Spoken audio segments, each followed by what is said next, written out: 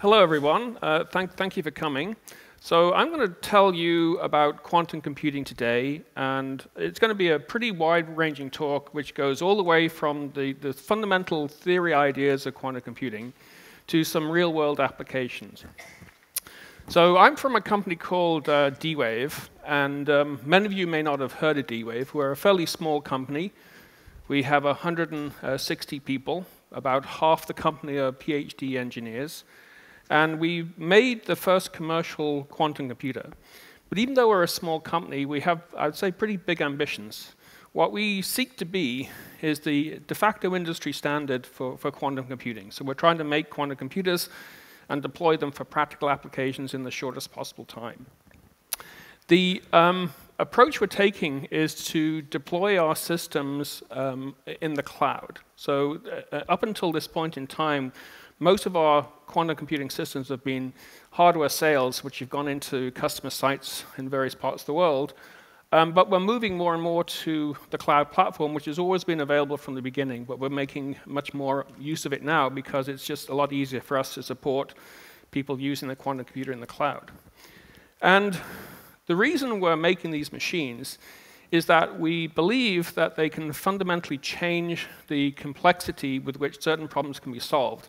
So some problems which are essentially intractable today can become tractable to a quantum computer. So it dramatically extends the range of problems that mankind can solve. And in particular, the problems that are the most hard in the fields of artificial intelligence and machine learning happen to be the kinds of problems which quantum computers seem to do pretty well, at least give some kind of polynomial speed up. We want to apply these techniques to basically all fields that involve discrete variables, including constraint satisfaction and even some simulation results today. So what are quantum computers? Well, fundamentally, they're a kind of computer that makes use of laws of physics that we're not familiar with, but which are the right laws of physics at the very small scale. That's called quantum physical effects. And which are these effects and which ones are the most important? The first one is an effect called superposition. And this is the idea that if you think of a regular bit in a conventional computer being a 0 or a 1, in a quantum computer, it can be partly 0 and partly 1 at the same time to varying degrees. And we use this superposition effect a great deal in our machine because every time we initialize the machine to solve a problem, we started in a state which is represented by an equally weighted superposition of every possible solution to the problem. So if the problem is defined by n binary variables, the number of possible solutions is 2 to the power n.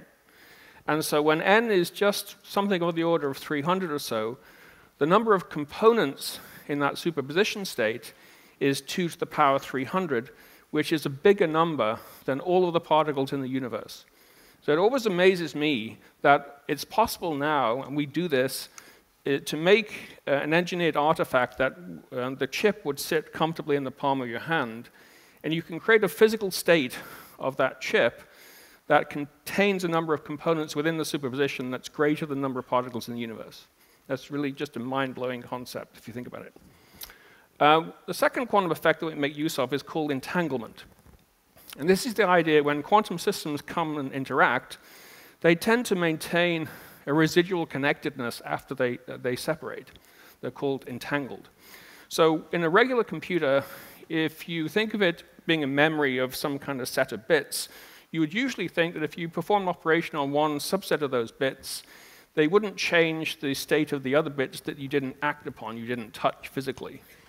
But if those bits are actually quantum bits and they're entangled, then an operation you perform on one subset of the bits can actually change the state of the other set of bits when you read them out. That's something that just doesn't happen in classical computers, but it gives you a new mechanism for computing in a new way. And the third quantum effect that we make the most use of is this effect called tunneling.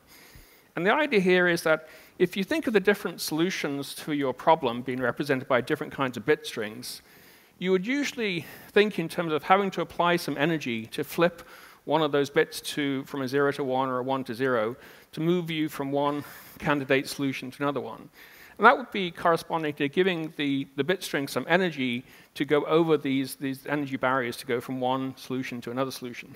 But in the quantum world, there's another mechanism available called tunneling. So you can go from one candidate solution to another one by tunneling through this energy landscape. And this tunneling effect is fundamentally different from everything that's gone before in computers. It gives you a new way to search very large solution spaces. So those are the three primary quantum effects we make use of: superposition, entanglement, and tunneling. Now, the reason quantum computers are important, there's sort of a practical, pragmatic answer as well as a more philosophical answer. So let me give you both. So the practical answer is there appear to be potential for exponential speedups for some important problems, such as factoring composite integers or computing discrete logarithms, which is the basis for the security of modern public key cryptosystems, as well as performing some simulations of quantum mechanical systems and solving some problems in quantum chemistry. These are all problems which look like they could be sped up by an exponential factor by a quantum computer.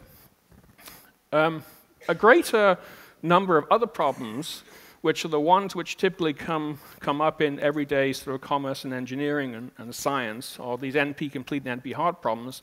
For these problems, it looks like you could get at least a polynomial speedup. So you're not going to get an exponential speedup, perhaps, for these problems, but you will get a significant speedup, taking a problem that scales as sort of e to the n to e to the n over 2. So you sort of halve the exponent. And these quantum speedups gives rise to various advantages. So, for example, we could have a shorter processing time, or we can find a better quality solution within a given amount of time, or we can actually solve the problem using much less power expenditure than we would today. And I don't know if you're aware, but a modern HPC data center is being spec'd out for sort of megawatt scale power consumption. And there are some places in the world where you actually can't put data centers because they can't deliver enough electrical power to those sites. But if you can move those computations to a quantum computer, you might be able to solve them at less power. And then some combination of processing time, solution quality, and power can give rise to an overall reduction in cost for computations too. So there's many ways that quantum computers could potentially help. So that's really the pragmatic answer. But there's a more philosophical answer as well. And that is really points to the heart of the amazingness of quantum computers. So this fellow is David Deutsch. He was one of the pioneers in the field of quantum computing. He wrote a paper which was a landmark sort of quantifying how efficiently a quantum Turing machine could solve various problems. And what David likes to say is a theoretical physicist from Oxford. He says that quantum computers will be the first technology that allows useful tasks to be performed in collaboration between parallel universes. So this, to me, actually points to just how profoundly different quantum computers are, because it's tapping into fundamentally new physical effects, which we don't encounter in the everyday world, and applying them in an engineering context. And it really is a dramatic shift for mankind. So the big sort of concept to take away is quantum computers aren't simply faster computers than what we have today. They're a fundamentally, qualitatively different kind of computer. The way they compute is unlike anything that you've seen before. So how do you build quantum computers? Well, it's always been amazing to me that given these quantum effects like superposition, entanglement, and tunneling, there seems to be many ways you can put those ideas together to make a computing device. So what most of the people in the world are doing today, they're trying to build what's called a gate model quantum computer. And the idea here is you take a concept which is familiar, like a Boolean logic circuit with AND gates and OR gates and things like that, and you change those gates to be quantum gates and the bits to be quantum bits, and you can make quantum circuits. And this is a very popular model of quantum computation because there's a theory of error correction being worked out for it, which allows, in principle, for this approach to quantum computing to be scaled indefinitely if you can get the gate operations above a certain accuracy threshold. Unfortunately, the overhead in qubit count that you need to do this error correction is absolutely astronomical. You need somewhere between 1,000 to 10,000 or possibly more physical qubits to give you one robust logical qubit. And if you've been reading about quantum computing in the media, you've probably heard, IBM and Google and Intel are working on these kind of quantum computers. But the quantum computers they're working on don't have this error correction overhead. So that means that the devices they're making aren't going to be scalable as they are today. And for that reason, DWave decided gate model quantum computing was not the first thing we were going to look at. The other approach you may have heard of is called topological quantum computing. This is being pursued by primarily Microsoft. So topological quantum computing is also gate model quantum computing, but the difference here is you make use of a kind of quantum particle called a non-abelian anion, which allows you to quantum compute by braiding these particles around one another. And the beauty of topological quantum computing, in theory, is that these braiding operations are immune to error. So if you make these non-abelian anions, these kinds of quantum quasi-particles, they don't exist in nature, you actually have to synthesize them, and then braid them around one another, you can make a quantum computer without the overhead of error correction. Now, the first non-abelian anion of the kind they need was discovered about a year ago, and Microsoft made their own version of it about 2 or 3 months ago now, but they haven't begun any braiding operations yet. And what it looks like is because you have to synthesize these quantum quasi-particles in the lab, the ones you can synthesize with realistic materials don't have quite the topologically protected properties you really need to do quantum computing without any error correction. So there probably is going to be a need for some error correction even in topological quantum computers too.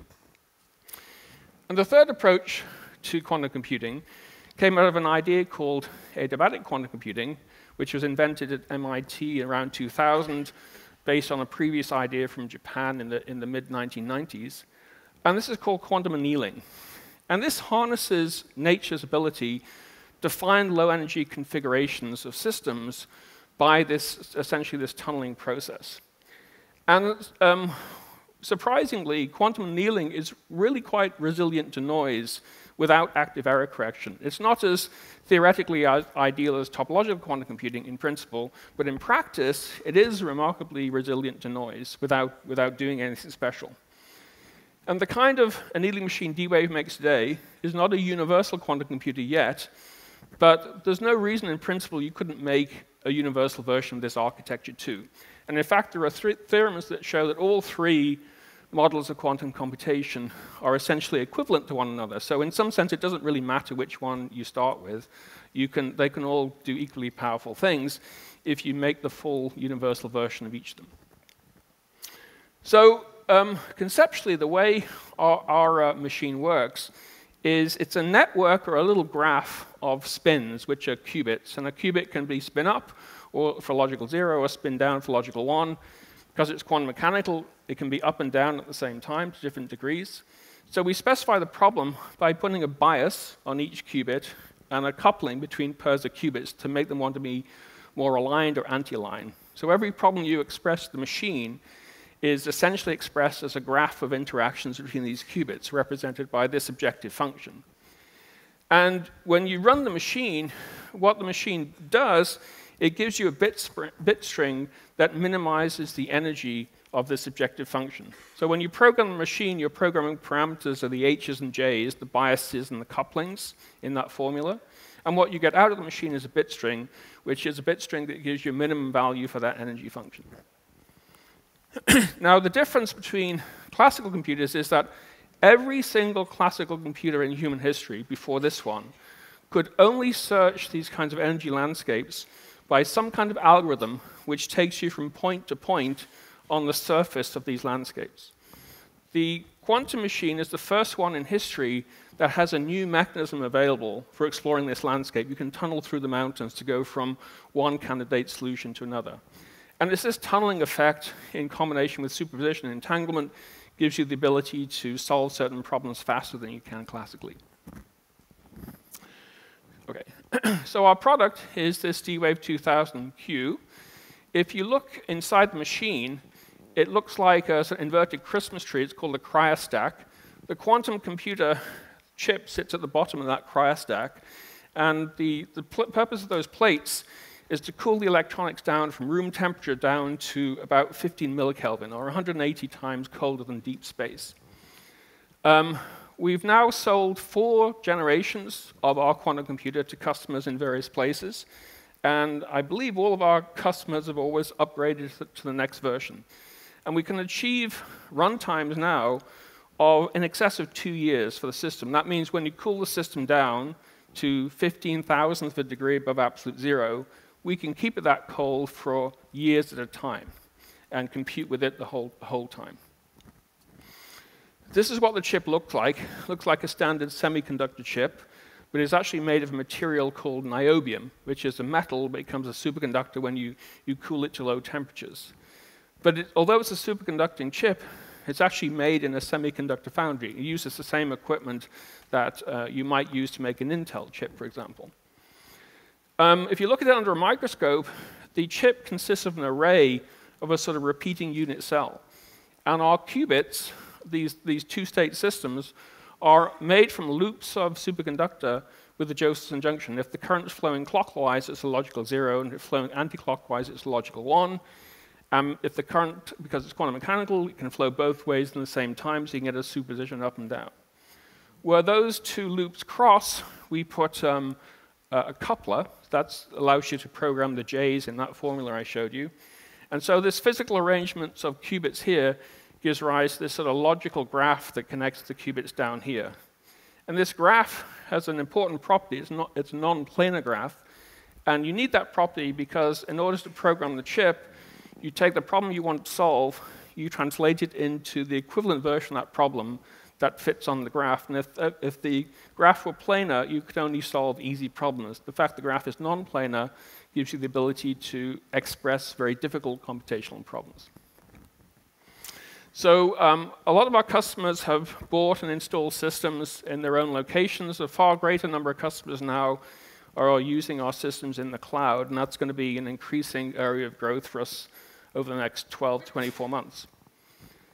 So why is this approach exciting? Well, the first reason it's exciting is there seems to be potential for sort of astronomical speedups available from quantum computing. So this was a study released in 2015, I think, by Google, and they compared the DWave machine running a problem to simulated annealing, which is the closest classical analog software for it, as well as quantum Monte Carlo, which is actually a classical piece of software for simulating quantum mechanics.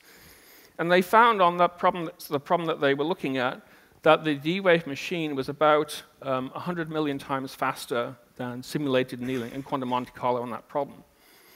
So Google thinks that's very significant. Even though there are other algorithms for this problem that are a lot more efficient than simulated annealing, those other algorithms will not be effective as we increase the density of the chip, as we are doing in future generations of the processor. So that's a very exciting result. The second exciting result is this one. This is a graph from Intel that shows over time the classical power dissipated on chips has had to plateau because if we try and drive the chips any faster, they will actually melt at this point. And because the classical power has plateaued, the performance has also plateaued over the last several years, so we have to go to more and more multi-cores on the chips. Over the same time, if you look at 3 generations of D-Wave machine, the actual power expended by the quantum processor is essentially not changed. It doesn't actually take hardly any power at all to run the computer. Where the power is consumed is running the dilution refrigerator and resetting the computer for new problems. But because of that, the performance has gone up exponentially as the powers remain more or less flat. And we don't see any reason that should change in future generations. So you can see that this scaling you get from the quantum computer is very different from the scaling you get from the classical computer in terms of system size and power consumption. The third reason it's interesting is a property we call its ability to natively sample from probability distributions. So this is a problem in which the D-Wave machine on the left was pitted against various classical solvers, all solving the same problem. And the name of the game was you had to get as many good quality solutions you can within a 600 millisecond window. And every time you see a dot, it means you found a solution of a certain quality represented by this vertical axis. So the very best solutions are at the bottom of this pile. and the progress is traced by this black line. So what you can see from this is if you're using the DWave machine as an optimizer, it does about as well as this algorithm called the Selby algorithm, using on the current DWave chip. But if you're using it as a sampler, it does dramatically better than all the competition. So for that reason, we think the better use of a quantum computer might actually be in a sort of sampling application where you program the chip to simulate a probability distribution, and then you draw samples from it. And the reason that's exciting is that is the key to making really strong AI. So the bottleneck in AI today, if you were at the other talk by Jan LeCun, he's probably telling those people that the thing that we can't do well today is unsupervised learning. So just learning from raw data without having to hand-label it by people. But the quantum chip does very well for that because you can build these unsupervised learning models from what are called probabilistic graphical models. And the key to training those models is to be able to sample from them. So intuitively, what you're trying to do is you create a model, which is a graph, and you want to separate the nodes in your graph into what are called input nodes and hidden nodes. And you put the data that you're trying to train against on the input nodes, and you try to learn the weights in the graph so that when you stimulate the hidden nodes randomly, what you will get on the input layer is a distribution of inputs that look statistically just like the kind of data you trained it on. And the concept here is that if you can train a machine learning system to synthesize artificial data that looks just like real data that it was trained on but different from it, that machine, that model, must have internalized something very deep about that domain. So for example, if you're training on handwritten digits, you can get the machine to generate a new digit that looks like it was handwritten, but it's different from all the ones in the training set. And we've done that on the DWave machine. Why it's exciting, so this is a simple graphical model. So this is a model that we basically pick what the model parameters are going to be to simulate some synthetic data set. And we trained it using the two best-known classical methods today, contrasted divergence or persistent contrasted divergence.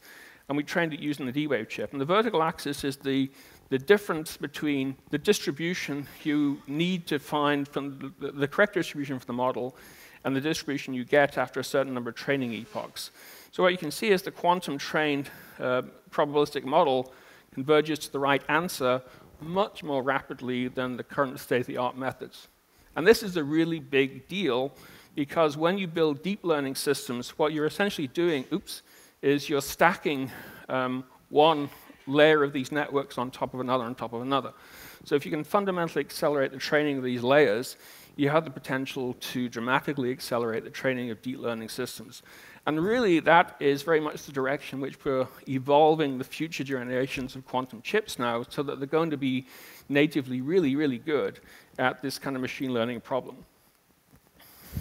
Now, I'm pleased to say, because we've had our machines out in the field for several years now, we've got a lot of applications. I mean, this is just a sampling across the board of some of the kinds of things our customers have done with the quantum computer. It's everything from applications in finance, to portfolio optimization, to tree classifiers, to face recognition, to all kinds of things. And I'll go through a few of those in more detail. But the big picture is there are three basic things the chip does really well. The first is discrete optimization, so finding a bit string that optimizes some objective function. The second is sampling, that is used in the chip as a source of bit strings that conform to some probability distribution you're trying to train it to. And the third one is basically science applications, like how do you use the quantum chip to simulate other quantum systems, which is essentially Richard Feynman's original idea for why we really needed quantum computers, was to simulate quantum physical systems efficiently. And we've now done examples in all of these areas. This is one I'm particularly fond of. The problem here was you have a patient who has a tumor, and you have to come up with a radiation treatment plan for how are you going to treat this patient, where do you inject radiation into them and at what intensities, so that where all those beams cross, you kill the tumor, but you want to minimize the collateral tissue damage. So the way this works is the D-Wave machine is responsible for coming up with a bit string representing a good treatment plan. And that bit string is handed to a classical computer that runs a radiation transport model on this particular patient, and the results from that simulation are returned to the DWave machine, and you go around this loop several times to come up with a radiation treatment plan. So what the radiation transport model is doing, it's scoring how good the radiation plan is from the point of view of minimizing the collateral tissue damage that radiation plan would do. So using the DWave machine, a hospital was able to find a treatment plan for this particular patient that did less collateral tissue damage than the version they had found before, and only called the radiation transport model as third as many times. And that's an expensive computation to run. So the sort of big takeaway here is that if you're thinking of doing an optimization problem over the design of something that can be described by a bit string, and that scoring operation requires a very expensive computation to be run, then the hybrid use of the DWave machine and the simulator together could give you a solution that's very beneficial. A similar approach was taken by Volkswagen in Europe recently to find a solution for minimizing traffic congestion for 400 or so taxis in Beijing. It's a very similar approach to what we had for the radiation plan detection. This is also one I'm very fond of. This is how you use a D-Wave quantum computer to predict the onset of social instability. So there's a concept that some sociologists came up with called structural imbalance, which is the fraction of friends in a particular society that are in the same group or enemies in an opposing group. So if you imagine a society and you assign people in that society to one of two camps, then you can come up with a quantity called a structural imbalance, which measures how many friends are in opposing camps or enemies in the same camp. And what the sociologists found when you looked at different social groups, it didn't really matter what the groups were. If you could quantify this structural instability, you could always predict when the society would go a little bit crazy if that threshold of 0.05 of structural instability was exceeded. So a group from Los Alamos that has one of our machines used the data from different ethnic groups in Syria, and they were able to show that you could use the quantum computer to find the best assignment you possibly could of players in Syria to different factions so that you minimize the structural instability. And even when you minimize it as much as you can, in around 2013, it exceeded this value of 0.05, which is when ISIS started infiltrating Syria. Another application is in finance. And this goal here was to try to predict when a market was about to go unstable. And the nature of the computation was, you imagine each point on this screen represents an asset like a stock, and you put an edge between two assets if the price movement is correlated above a certain threshold. So every tick of the market, you're computing the biggest clique in this graph that you can find. And that clique computation is expensive, and you have to do it every single tick of the market. And the idea is that when the diameter of the clique suddenly explodes, it gives you an indication that a lot of assets are moving in a correlated fashion, either up or down, and that's a signature of the onset of market instability. Now, as I said before, one of the other uses of the D-Wave machine is not as an optimizer or as a sampler, but actually doing quantum physics with it. So we've actually used the machine to simulate other quantum physical systems. This is a qubit lattice of spins called the three-dimensional Ising model. And the state of the art classically is we can do about a 12 by 12 by 12 array of these quantum spins. And beyond that, it's basically too much for our supercomputers.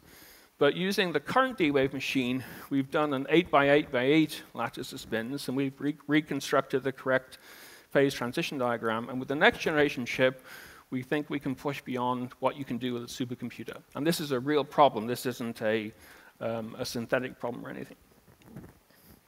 And I think another example, which was also popular in Europe, was some people looked at using the machine in the context of machine learning to come up with a classifier for Higgs boson events. So how do you tell whether an event was a Higgs event or a non-Higgs event? You can actually come up with a set of what are called weak classifiers, And then the computational problem is to find the combination of weak classifiers which collectively gives you a strong classifier, a reliable indication of whether this is a Higgs event or a non-Higgs event. People use the D-Wave machine to do that, and what they found was, using the D-Wave machine, they could get an answer which was comparable to what they can get from classical classifiers, but the big difference was the quantum classifier gives you a strong classifier which has a physically meaningful interpretation. So it didn't just find a solution to a machine learning problem, it actually gave you physical insight to why that solution made sense. And what they also found was the quality of the model you get from the quantum classifier was better than what you can get classically when you have a limited amount of training data. And in the real world, there are many machine learning situations in which you really don't have a lot of training data. And so if quantum can learn better from less data, that's a potential win. And finally, this was applied again in a completely different domain, in the biology domain, looking for binding affinity of proteins to DNA. And very similar results were found for the Higgs boson case. They found that the quantum classifier can learn in biological data this time much better than what you can do classically when there's a limited amount of training data. So that's a very big variety of applications we've done already on the D-Wave machine. So our next generation machine is going to be a lot different. The last 4 generations have been based on the same architecture we call Chimera. The new chip is going to have a much more dense graph, and it's not just a more dense graph, there are more interesting long-range topologies in this graph as well. It's going to have more coherent qubits, which enhances the quantum mechanics. It's going to have less crosstalks, which lowers the noise in the chip, so it should be better in many, many dimensions. In fact, a 600-qubit version of this architecture is about equivalent to a 2,000-qubit version of the previous architecture, so it's quite a significant step up in complexity. Really, I'd say where we are in terms of time is, we've been doing this for this particular architecture we've been doing for about 15 years or so now. The new architecture is really going to push us past this crossover point where we take off compared to what you can do classically. And it's not just more qubits. We're making the chip more densely connected. We're adding more features to this annealing path so that we have more control over the annealing trajectory we take, which can make things a lot more efficient.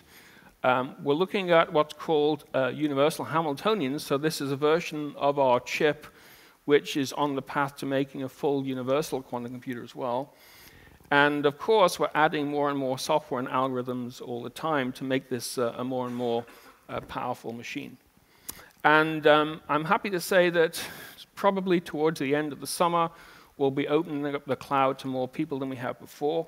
So there'll be a lot of opportunities for people all around the world to develop software and applications. There's already quite a healthy little ecosystem forming in quantum software startups. Not so many in Europe yet, but this is definitely something that Europeans could embark on. So even if you don't have the quantum hardware in Europe, you can still create a lot of economic activity around software companies that can make use of that hardware. Okay, so thank you.